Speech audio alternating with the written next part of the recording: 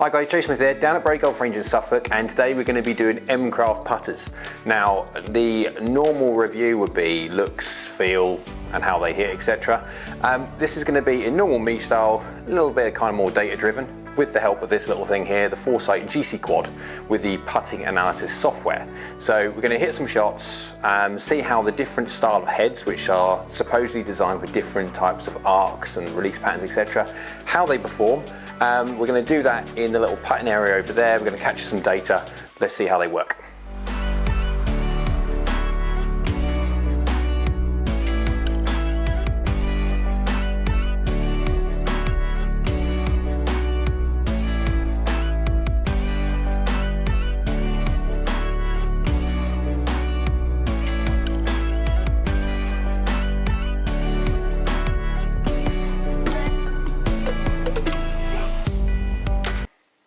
Okay, it's only fair we do the looks first.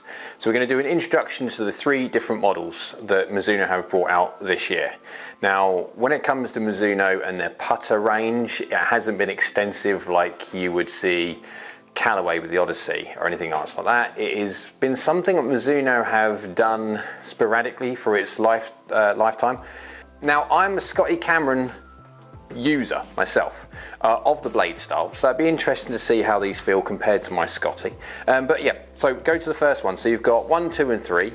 You've got the first one, the one with the little number 1 on the back end of it. It's the one with the slanted neck. It's not angular neck like you've got on the 2. It is a more of a chiseled, definitely a little bit more when it comes to straight lines and right angles putter.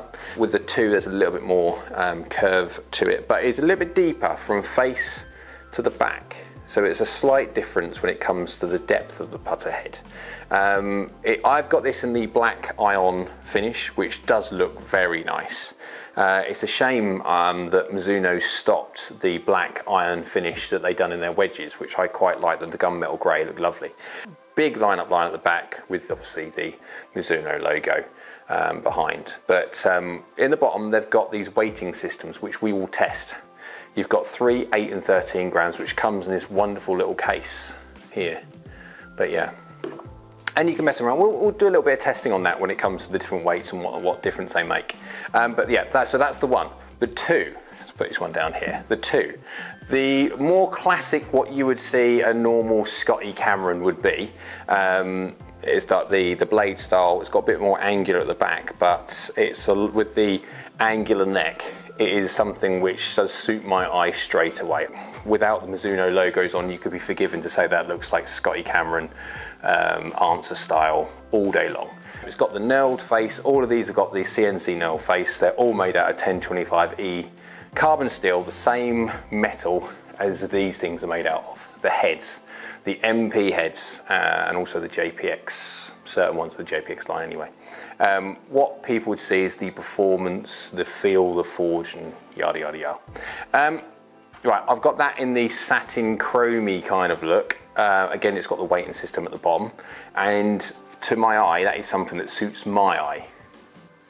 Yeah. However, you've got the number 3, the mallet style.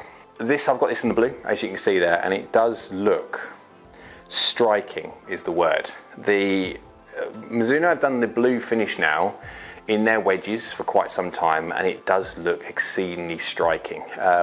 How this catches the sunlight is a very attractive finish. Now, the mallet, obviously it's classic, decent size mallet style. It's quite long, it's quite big, it's possibly more forgiving when it comes to moment of inertia, off center hits, etc. We'll go test that. Same weighting system at the bottom, as you can see in there. Now, this is going to suit potentially being a more of a face balanced when it comes to the 1. That is the most toe hang, so that should suit possibly the most rotationary swing. We'll go test that anyway. But yeah, so that has got the kind of weird bent shaft in there. I will definitely say that I will gravitate straight away to the number 2 with the angular neck to suit my eye. But again, that's subjective, and people will change depending on what they like the look and feel of. Anyway, when it comes to the grip though, the Mizuno, it's like a corded grip. Now, out of all the things on this putter, probably the grip is what I don't like. I'd have to change the grip for my own personal thing, but again, it's a feel thing. Right, anyway, let's go and test all these heads. What we're going to do, we're going to do release patterns. First of all, these three different heads, they're designed to do three different things. So they're designed for the face balance person, the more sort of slight arc, and the very arc type. So we're going to test using GC Quad on the putting software, and we're going to go see what difference that makes. Also, we're going to do a quick one on the weighting system as well. I'll swap out the different weights on different putters to necessarily see by adding a weight or taking away weight what difference that makes to the shot or the speed. We're going to do that now. We're going to go capture some information, do loads and loads of hits. I'll try and get that on different cameras if I can, and then we'll come back and we'll go see what difference they all make.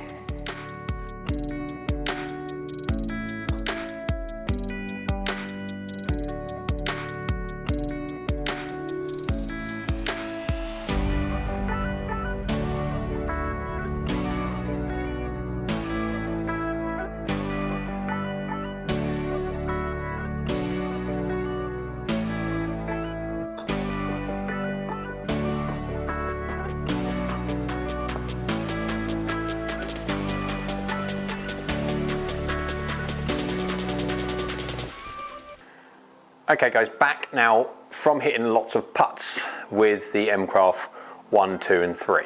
And feel wise, they all feel exactly the same. There's no difference in feeling between all of them. The main difference in the feel you can feel is when you strike them differently. We'll go into the club side of the dynamics later on. But do they feel as soft or as hard or as clicky or as anything else? Now, I've listened to a few different points of feedback from different people, and they're saying they're not as soft as they feel they are. Well, I done a quick test, just try changing ball, and my Vice Pro my Game Ball Vice Pro is I don't know, like a medium kind of compression golf ball, but then I also tested it against the RB Tour X from Mizuno and also the JPX ball from Mizuno. Two massively different compressions of golf ball. One going from quite hard, one going from very soft, and mine kind of in the middle. And the difference is huge. By playing different ball alone can make a massive difference to how these feel. So just by saying these feel a bit hard, these feel a bit soft, that all is purely down to ball.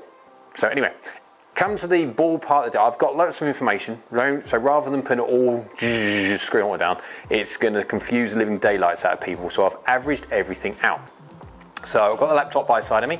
1, 2 and 3, we're going to glance through necessarily the ball side.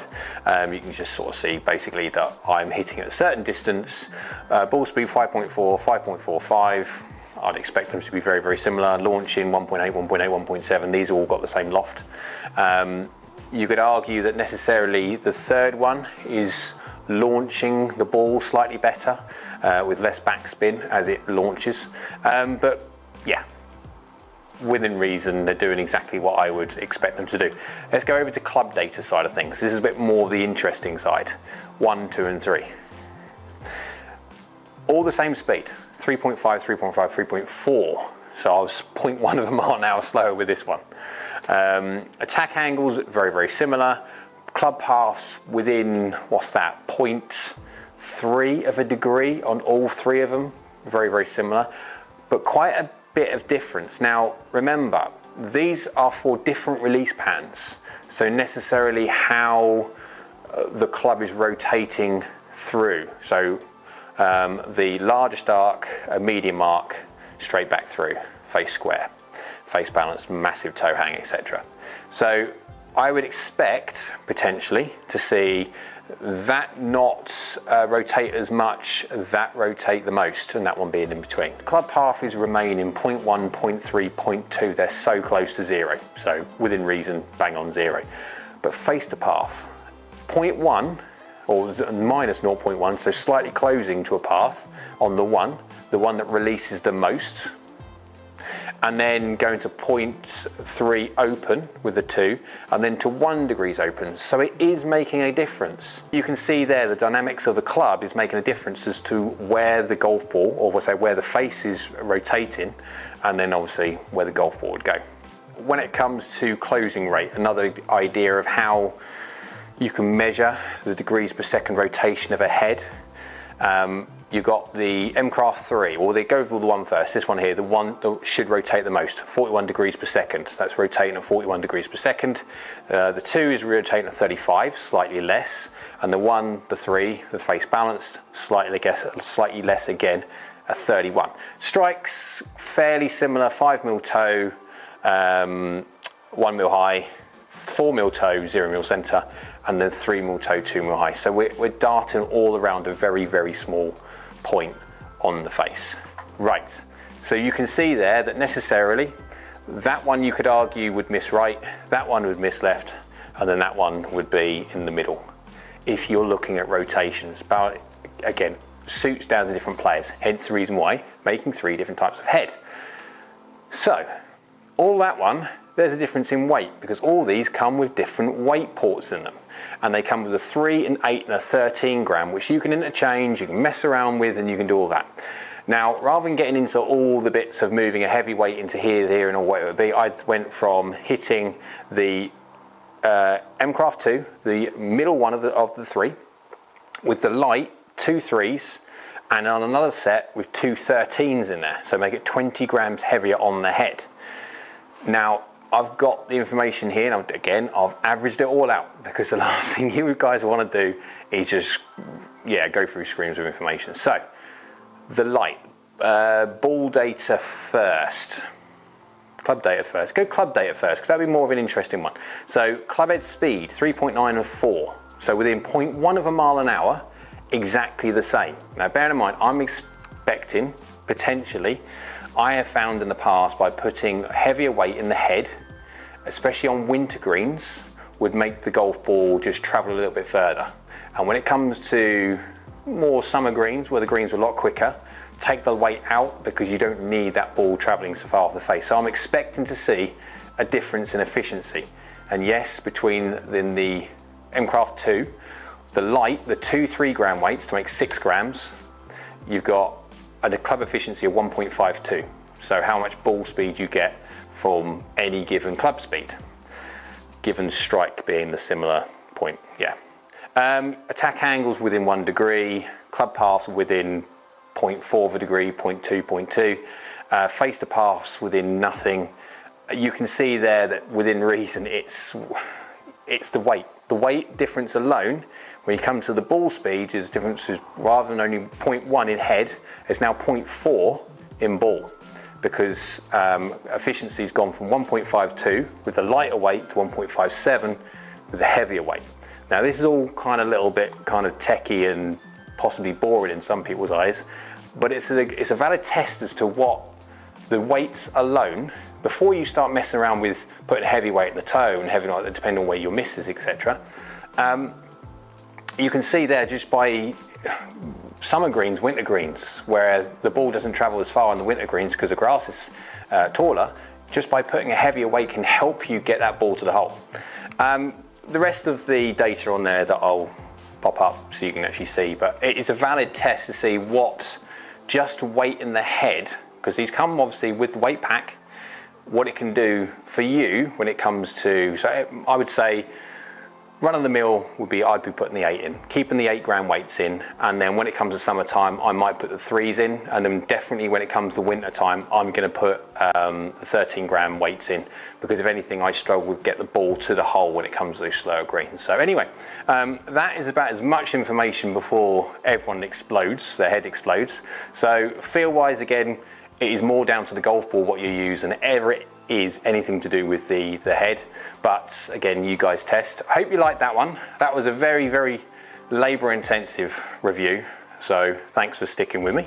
But hopefully you can get some information, very valuable information, from what style of head would suit you, and necessarily by playing with the weights as well, how you can make your choice work for you all year round. So I hope you liked the video. If you did, click that little like button below. Also down there, little red button, subscribe, if you can do that, that'd be great. And also, next to that red subscribe button is a little bell. If you click that bell icon, that'll let you know every single time I upload a new video. So hope you guys are doing well, and we'll see you again soon.